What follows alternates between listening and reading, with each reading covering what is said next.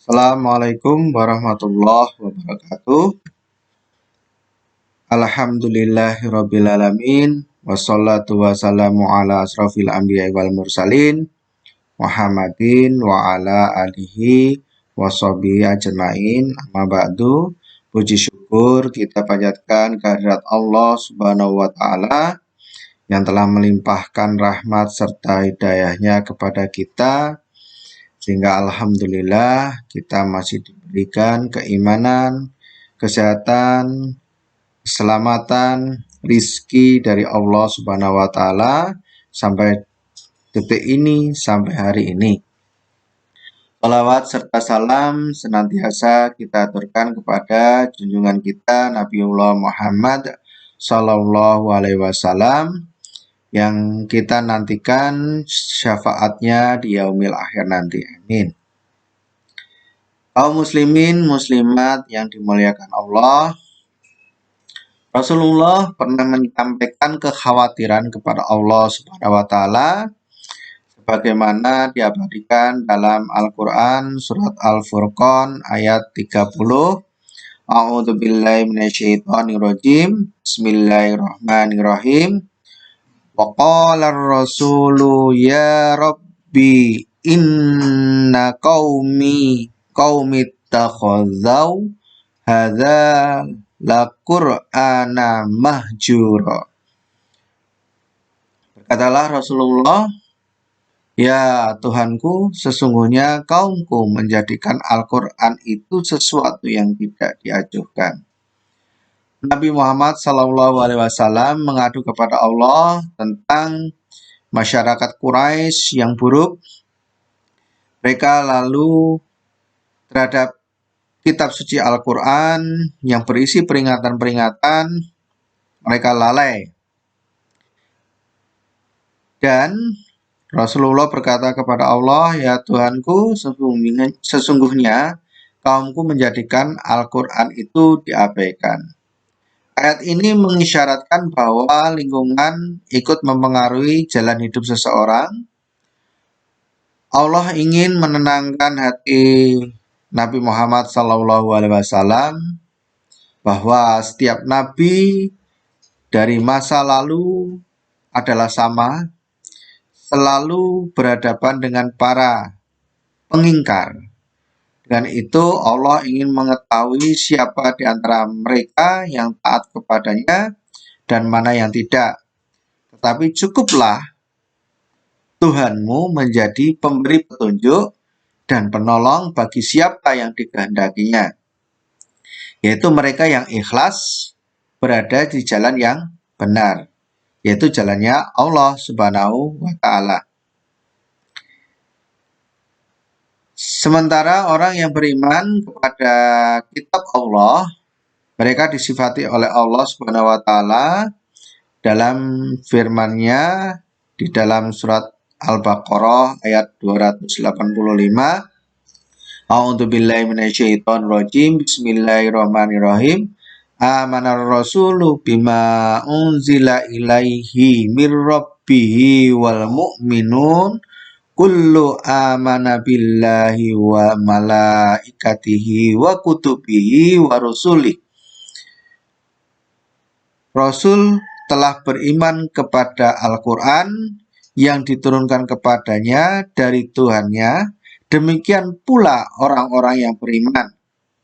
Semuanya beriman kepada Allah, malaikat-malaikatnya, kitab-kitabnya, rasul-rasulnya.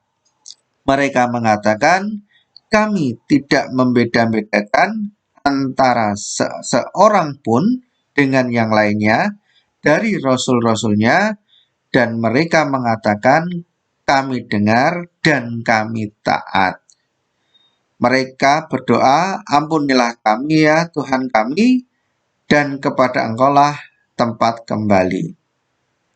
Jadi di dalam surat Al-Baqarah ayat 285 di sini, seorang yang beriman kepada Allah, berarti dia juga beriman kepada kitab-kitabnya, beriman kepada malaikat, beriman kepada Nabi dan Rasul, dan selalu yang mereka katakan adalah sami'na wa ata'na.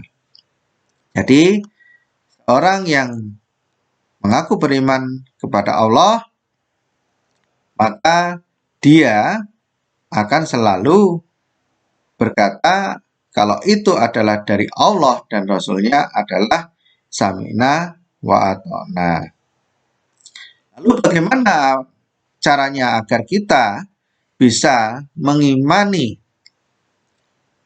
apa yang diturunkan Allah di dalam Al-Quran? Ada beberapa hal tuntunan orang yang beriman terhadap Al-Quran. Yang pertama adalah yang harus kita lakukan akrab dengan Al-Quran. Jadi orang yang beriman ini harus berusaha bisa akrab dengan Al-Quran. Jadi di sini seperti firman Allah di dalam surat Al-Baqarah ayat 121 yang artinya orang-orang yang telah kami berikan Alkitab kepadanya, mereka membacanya dengan bacaan yang sebenarnya, mereka itu beriman kepadanya, dan barang siapa ingkar kepadanya, maka mereka itulah orang-orang yang rugi. Jadi di sini ada poin penting yang harus diperhatikan adalah bahwa orang yang beriman kepada Al-Quran dan apa yang diturunkan Allah di dalamnya, maka dia harus selalu membacanya dengan bacaan yang sebaik-baiknya, lalu tidak mengingkarinya. Ini yang harus dilakukan. Di dalam surat Fatir ayat 35, surat ke-35 ayat 29, yang artinya sesungguhnya orang-orang yang selalu membaca kitab Allah dan mendirikan sholat dan menafkahkan sebagian dari rezeki yang kami anugerahkan kepada mereka dengan diam-diam dan terang-terangan, mereka itu mengharapkan perniagaan yang tidak akan merugi.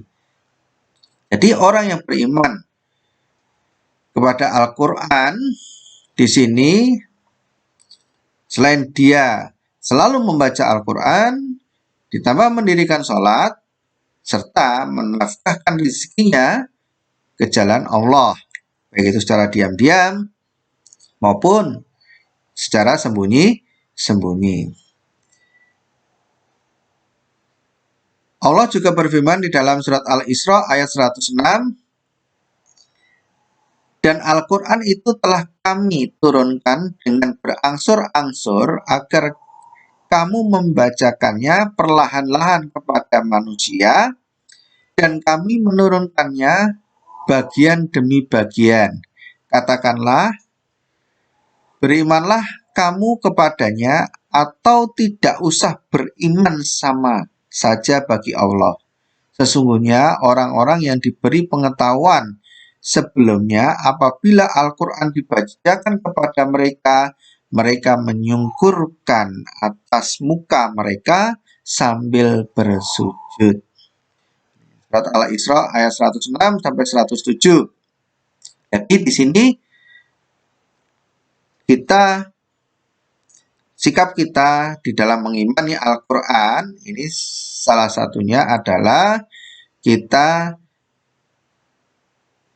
mentaatinya, tidak mengingkarinya, kita mematuhinya. Di sini dicerminkan sebagai ketaatan kita, kepatuhan apa yang disampaikan Allah di dalam Al-Quran adalah kita bersujud, menyungkurkan muka kita, membenarkan atas isi-isi Al-Quran. Orang yang beriman kepada Al-Quran akan selalu menjadi bagian dan penjaga Al-Quran. Seperti firman Allah di dalam surat Al-Hijr ayat 9, yang artinya sesungguhnya kamilah yang menurunkan Al-Quran dan sesungguhnya kami benar-benar memeliharanya. Jadi Al-Quran ini diturunkan oleh Allah dan Allah sendiri yang akan menjaganya.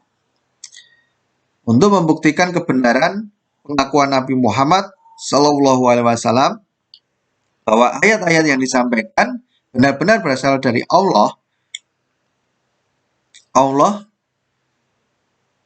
Subhanahu wa Ta'ala berfirman, sesungguhnya kamilah yang menurunkan Al-Quran melalui perantara malaikat Jibril yang diragukan oleh kaum kafir itu, dan pasti kami pula bersama malaikat Jibril dan kaum mukmin yang selalu memelihara keaslian, kesucian, dan kekekalannya hingga akhir zaman.